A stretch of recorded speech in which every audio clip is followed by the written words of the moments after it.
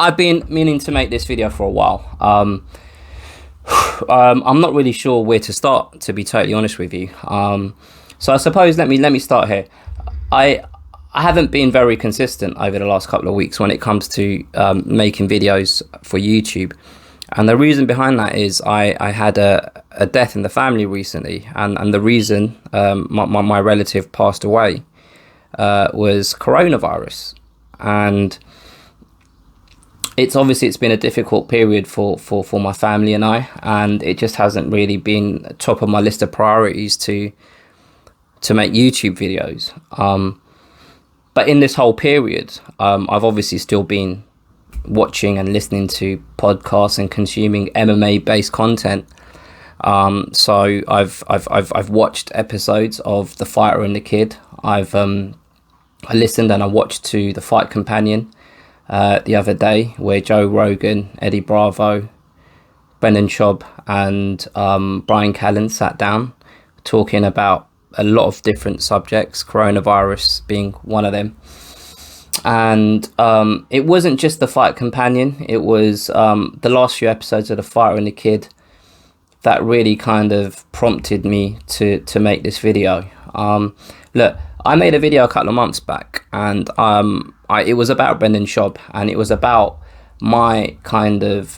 me questioning why he gets so much hate online. And I think I was largely complimentary of Brendan Schaub during that video.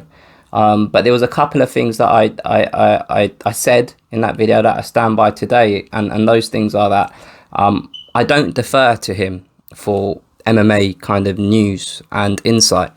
I don't believe he has the right level of intellect, and I don't believe he has the right work ethic to actually put in the required work to provide detailed insight when it comes to specific fights or fighters, or just general kind of current affairs when it comes to the sport.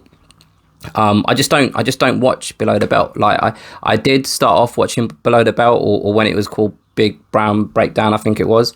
But I hit a point where I thought to myself, this guy's positioned himself as an MMA pundit, but he's not actually saying anything that is there's nothing that he says that is a new idea to me. And it's not just the fact that I don't agree with the stuff that he says, because there's people out there, for example, Josh the Punk Thompson.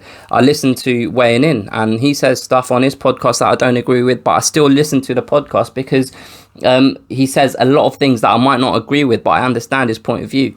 When it comes to Brendan Schaub, you can just see that it's just off the cuff, off the top of his head. He's just making points for the sake of making points, because he hasn't done the work to start with to have a point of view. Like, he's forming his point of view on the camera in front of you. But if you're doing that, and that's fine, I do that a lot of the time as well, but I don't position myself as a know-it-all. And then when you see him interact with Brian Callen in some of the shows, and he just kind of just totally rebuffs stuff that Brian Callen says, and he just totally just kind of negates a point that Brian Callen's making, because Brian Callen's never fought, when in real life Brian Callen actually appreciates the nuances when it comes to combat sport more than what Brendan Schaub does. And that brings me on to the reason why I'm making this video. It feels like he's turning me into a fucking homeless cat. I never wanted to be a homeless cat. I looked down on certain people that were homeless cats. And if you don't know what a homeless cat is basically someone that's part of an online community of people that, for all intents and purposes, are basically people that hate Brendan Schaub. And now, I'm not saying I'm a hater, but what I am saying is this man is really showing his true colors. Like, when I first started following his new career as an online personality, I was rooting for the guy. I was supporting the guy, because at the time I kind of felt that this man actually stands for something, and he's kind of standing up to the man. He's standing up to UFC, and I spoke about this in my previous video as well. I just wasn't ready for the person that he was going to eventually turn into.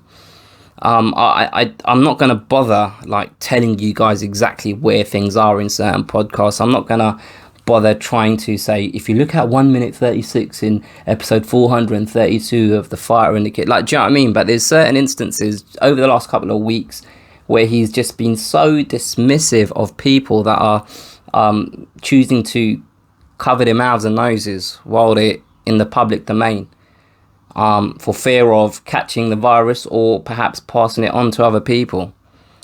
And he's dismissive of people for being considerate, because that action doesn't align with what's good for him.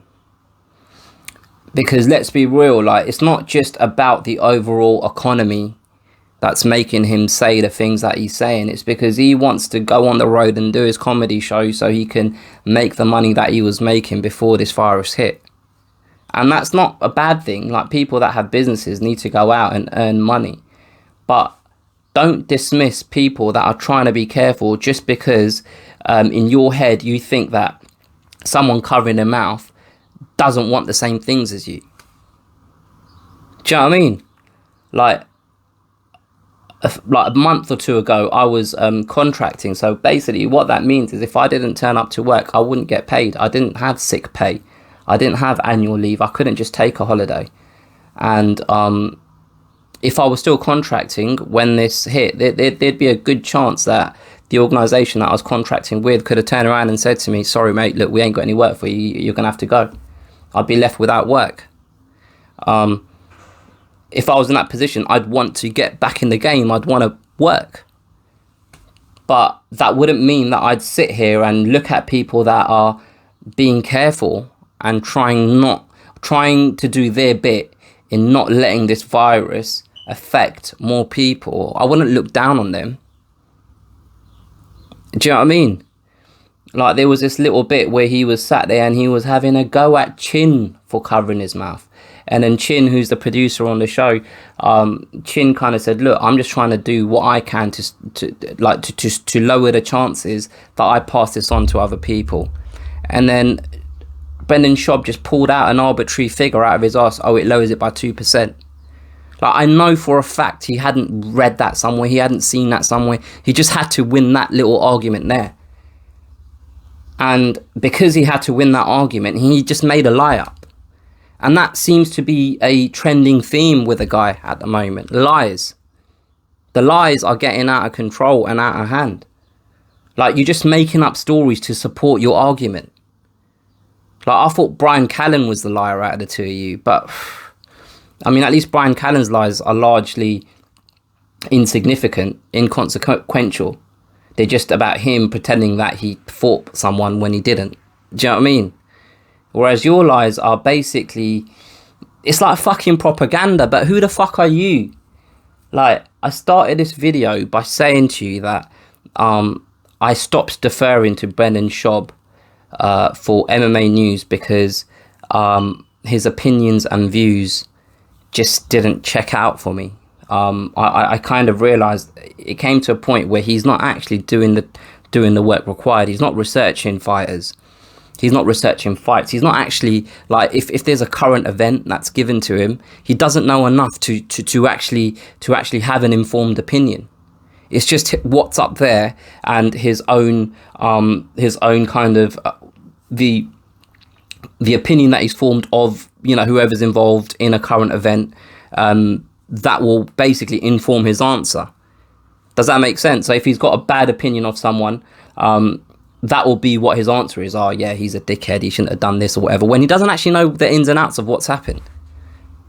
Do you get it? Like, and that's why I stopped listening to him. Like, Darren Till recently online was he done a couple of posts. I think he commented on the Below the Belt Instagram page, and he posted something on Twitter, anti Brendan Schaub, basically saying that the guy doesn't know what he's on about. And if you're going to position yourself as a pundit, if you're going to position yourself as a voice of authority within a culture, within a community, then if you're going to talk so loudly and so often, you better fucking make sure you've done the work. You better make sure that you've done the work to be able to put your opinion on the table with enough evidence to back it up. Because if you don't do that, people are going to start seeing through you sooner rather than later. Now, I've started seeing through him fucking over a year ago, or I can't remember the exact timeline, but I can't remember when I actually stopped watching Below the Belt. I still watch Food Truck Diaries every now and again. If the person he's interviewing, I want to hear what he or she's got to say. And I still do watch The Fighter and the Kid, and I'm kind of going off that now as well. Now I'm actually turning into a homeless cat to the point where I watch The Fighter and the Kid to see the fuck ups, to see the bullshit, to see the shit he's talking. If you go on the Fighter and the Kid channel and you see the most recent videos, you'll see that the differences between likes and dislikes, it's a lot closer. There's not a massive gap between, you know, X amount of likes and X amount of dislikes. And these people aren't just all haters. Like, they're not just haters. A hater is someone that hates you for your success. The hater is someone that's jealous of. None of these people are jealous. I'm not jealous of him. I just strongly disagree with the way that he's carrying on. I strongly disagree with the way that he puts forward his opinion. I strongly disagree with someone that has such a strong opinion that hasn't got the work ethic to fucking do the work to come to a position to have that opinion. And just so you guys know, I'm meaning to say work ethic because that's just a joke about the man himself. I know it's actually work ethic. But like, I don't know, I just wanted to put this out there because, and I fully appreciate I might have this opinion, or this opinion of mine might be stronger because I've lost a close relative through the virus. It might be, but I don't think that is a point of contention, because if it's not me, it could be someone else, and it just makes the situation real. Do you know what I mean? Like, people are dying out there, and you shouldn't be fucking bullied. You shouldn't be bullied for trying to do your bit in stopping the spread of a potentially fatal virus. Do you know what I mean? You should never be bullied for that. And I suppose, like, if you're a fan of Brendan Schaub, or if you kind of think what I'm saying is incorrect and whatnot, fine. You know, that's fine. That's your prerogative. But I just want to leave you with this kind of one final statement. Why would you listen to a man's opinion about the coronavirus? Something that he's clearly not qualified at all to have an influential opinion on, when the same man in his own domain, MMA, often makes statements and often says things that don't make sense, are just untrue, or he stutters and stammers through him voicing an opinion because, like I said before, he hasn't done the work. He hasn't taken the time out to do the research, to say to himself, okay, this is where I stand on this issue. So if you're not going to bother doing all of the things, the prerequisites needed to have an informed opinion during your weekly show about MMA, the game that you're a so-called expert on, if I'm not going to listen to you in that domain, why the fuck is anyone going to take your opinion about the coronavirus on board? It's meaningless. It's genuinely meaningless and fucking pointless. It's embarrassing because you got a man in his 30s basically sat there on the internet making a complete and utter fool of himself. Not even on a weekly basis, like 3 or 4, like he does that many shows, like 3 or 4 times a week, he's just there making a tit of himself. And I want to like the guy because, like, I've invested so much time listening to the shows over the years, but things are spiraling so much. It's spiraling so much, kind of, and it's on such a decline because, like, I tuned in to Fighter and the Kid for comic relief, and I don't go to the Fighter and the Kid for insight or political commentary. because you guys don't know shit, nor do I. That's why I don't fucking talk about politics. Do you know what I mean? I'd rather leave that to actual intellectual people that actually spend the right amount of time putting in the work to come to a position where they're able to articulate an opinion with actual evidence and facts, not just arbitrary numbers that they pull out their arse to support an argument that will enable them to go back on the road and make money. It's strictly selfishness. That's the whole motivation behind the stance that he's currently got. Like, it was only 6 months ago where everything the UFC did was wrong. The move to ESPN Plus, wrong. The UFC are doing this, the UFC are doing, like, everything the UFC did was fucking wrong in the eyes of Brendan Schaub. Now all of a sudden, they can't do no wrong. He wants Dana White to unblock him. Oh, why is he mad? He's mad at you because you literally went online and a dispute about your career turned into you telling Dana White that on your Instagram, or saying to Dana White that you both bang the same bed. I don't know what Dana White's home status is like, but you went online and said that, and now you're wondering why Dana White's got you blocked. Like, it's frustrating watching a grown man. Like, I have to remind myself, this guy's a grown man. It's frustrating, man. Like, and here's something that I'm embarrassed about. Like, a while ago, like, when they put out this online kind of comedy show, kind of skits or something like that, and like it was a period in The Fighter and the Kid where there was kind of having kind of disputes with Fox and stuff like that, and they wanted to make this TV show or something, and it didn't come to fruition, so they filmed something and they put it out online. I fucking paid for it just to support. I've got a Fighter and the Kid t-shirt, like, because I bought that thing. This is years ago when Brendan Schaub first came to the UK. I bought a ticket and I went to watch him perform out of support. Like, even now, like, he'll say shit during the podcast and I laugh at it. I find it funny, but I'm struggling more and more to see the funny side when the actual personality behind the jokes is showing their true colours.